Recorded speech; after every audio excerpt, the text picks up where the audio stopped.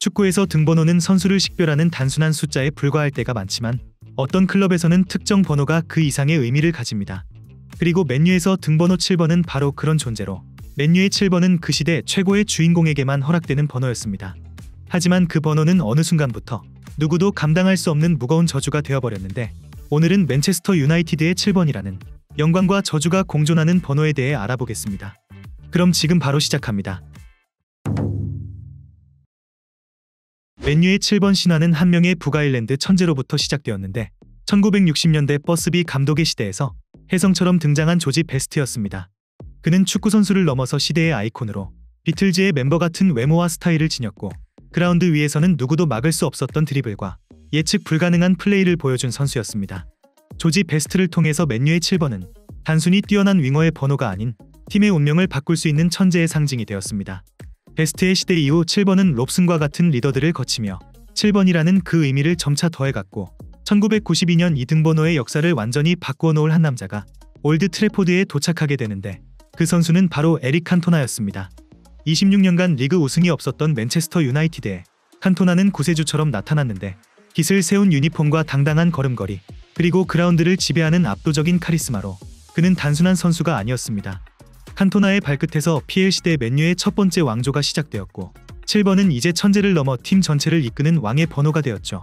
칸토나가 갑작스럽게 떠난 왕좌는 잉글랜드가 낳은 최고의 스타가 물려받았으니 그의 이름은 데이비드 베컴이었습니다. 그는 조지 베스트의 스타성과 칸토나의 카리스마를 이어받았지만 자신만의 방식으로 7번의 의미를 전 세계로 확장시켰는데 컴퓨터처럼 정확하게 휘어들어가는 그의 오른발 크로스와 프리킥은 그 자체로 하나의 예술 작품이었습니다. 경기장 밖에서는 대중문화의 아이콘으로서 맨유 7번 유니폼을 전 세계에서 가장 많이 팔리는 옷으로 만들며 베컴을 통해 7번은 이제 축구계를 넘어서 글로벌 아이콘의 상징이 되어버렸죠. 그리고 2003년 베컴이 떠난 7번을 물려받은 소녀는 이 위대한 계보의 정점을 찍게 되는데 바로 크리스티아노 호날두였습니다. 처음 맨유에 도착했을 때만 하더라도 호날두는 그저 현란한 발재간을 부리는 미완의 유망주에 불과했습니다. 하지만 퍼거슨 감독의 지도 아래 그는 매 시즌 경이로운 속도로 성장하면서 역사상 그 누구도 갖지 못했던 압도적인 피지컬까지 더해 완벽한 축구 선수로 진화하게 됩니다. 그리고 마침내 2008년 그는 42골을 터뜨리며 팀의 프리미어리그와 챔피언스리그 우승을 안겼고 자신은 발롱도르를 수상하며 맨유 7번의 이름으로 세계 정상에 서게 됩니다. 2009년 호날두가 떠날 때 맨유의 7번은 더 이상 단순한 등번호가 아니었는데 그것은 모든 것을 증명해야 하는 신들만이 앉을 수 있는 옥저와도 같았는데 그리고 바로 이 지점에서부터 영광의 계보는 비극적인 저주의 서막을 열게 됩니다. 2009년 호날두가 레알 마드리드로 떠나자 올드 트래포드의 7번 왕자는 주인을 잃었는데 처음 그 자리를 물려받은 것은 리버풀과의 경쟁 끝에 영입한 마이클 원이었습니다. 그는 상징적인 등번호를 이어받았지만 잦은 부상으로 인해 전성기의 모습을 보여주지 못하며 3년 만에 조용히 팀을 떠났고 이때부터 본격적인 저주의 서막이 올랐습니다. 저주의 첫 번째 희생자는 아이러니하게도 이미 팀에서 성공을 증명했던 선수였는데 바로 에콰도르의 폭주기관차 안토니오 발렌시아입니다. 등번호 25번을 달고 윙어로서 최고의 활약을 펼쳤던 그는 12-13 시즌 7번 유니폼을 물려받았지만 그 순간부터 그의 플레이엔 자신감이 보이지 않았고 과감했던 돌파는 주저함으로 변하게 되었죠. 결국 그는 단 한 시즌 만에 스스로 7번을 반납하고 원래의 25번으로 돌아가는 이례적인 선택을 하는데 이는 7번이라는 숫자가 선수에게 미치는 심리적 압박감이 얼마나 거대한지를 보여주는 첫 번째 명백한 증거였습니다. 퍼거슨 감독이 은퇴한 이후로 맨유는 길을 잃었고 7번의 저주는 더욱 깊어졌습니다. 2014년 구단 역대 최고 이적료를 기록하며 맨유에 합류한 아르헨티나의 윙어 디마리아는 레알 마드리드에서 챔스 우승을 이끌었던 선수였지만 올드 트래포드에서는 유령과도 같았습니다. 하날 감독의 경직된 전술에 녹아들지 못했고 설상가상으로 자택의 강도가 드는 사건까지 겪으며 최악의 1년을 보낸 뒤 PSG로 도망치듯 떠났습니다. 그 다음은 네덜란드 리그 득점왕 출신의 멤피스 데파이였는데 그는 7번의 무게를 이겨낼 자신감으로 가득 차 있었지만 그의 화려한 플레이는 프리미어리그의 거친 수비 앞에서 힘을 잃었고 그라운드 밖에서의 구설수까지 겹치며 그 역시 18개월 만에 쓸쓸히 팀을 떠나야 했습니다. 저주의 정점은 2018년 1월 아스날과 스왑딜로 합류한 알렉시스 산체스로 당시 프리미어리그 최고의 선수 중 한 명이었던 그에게 맨유는 축구 역사상 최고 수준의 주급을 안겨주었습니다. 하지만 7번 유니폼을 입은 그는 45경기에 출전해 단 5골을 넣는 최악의 부진을 겪었고 구단 역사상 최악의 먹튀라는 오명만 남긴 채 인터밀란으로 쫓겨나듯 이적하게 되었죠. 그리고 2021년 모두가 저주가 끝났다고 믿었던 순간이 찾아오는데 호날두가 12년 만에 7번 유니폼을 다시 입은 것이었죠.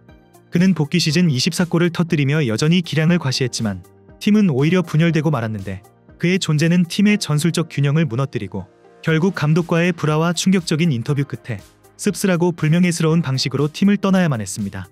왕의 귀환마저 비극으로 끝나면서 한 가지 사실이 명확해졌는데 7번의 저주는 단순히 선수 개인의 부진이나 부담감의 문제가 아니었다는 점이죠.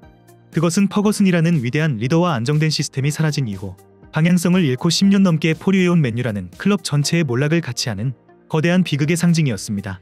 2023년 여름 맨유는 첼시로부터 마운트를 영입하며 그에게 7번 유니폼을 안겼는데 잉글랜드 최고의 재능 중 한 명으로 평가받던 그였기에 많은 팬들은 길었던 저주가 마침내 끝날 것이라는 기대를 품었습니다.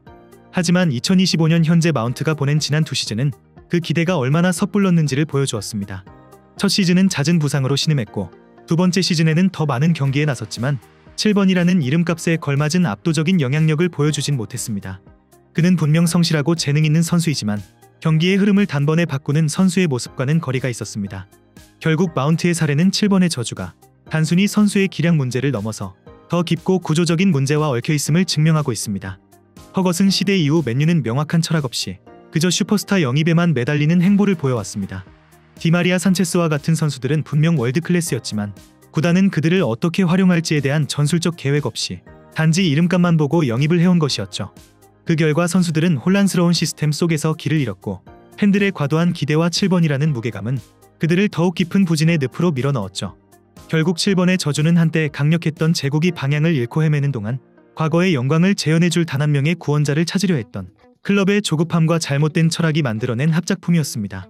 하지만 2024년 레클리프 경과 그의 이네오스 그룹이 구단의 축구 부문을 인수하면서 마침내 변화의 바람이 불기 시작했습니다. 그들은 더 이상 한 명의 슈퍼스타 영입에 집중하지 않았고 대신 유능한 CEO와 스포츠 디렉터를 선임하고 명확한 전술적 비전을 가진 감독 아래 팀 전체의 시스템을 재건하는 데 집중하고 있는 상황입니다. 이렇게 지금까지 맨유의 7번에 대해 알아보았는데 이제 팬들의 기대는 한 명의 영웅이 아닌 잘 짜인 시스템 속에서 7번의 무게를 감당하고 팀을 이끌 새로운 리더의 등장을 향하고 있습니다. 그가 마운트가 될지 혹은 미래의 새로운 인물이 될지는 아직 예측할 수가 없는 상황인데 분명한 것은 7번의 저주가 끝나는 날이 바로 맨체스터 유나이티드가 기나긴 암흑기를 끝내고 진정한 부활을 알리는 날이 될 것이라는 점입니다. 여러분들은 맨유의 7번 계보에 대해 어떻게 생각하시나요? 댓글로 많은 의견 남겨주시면 감사하겠습니다. 그럼 이번 영상은 여기서 마치며 지금까지 에띵이었습니다.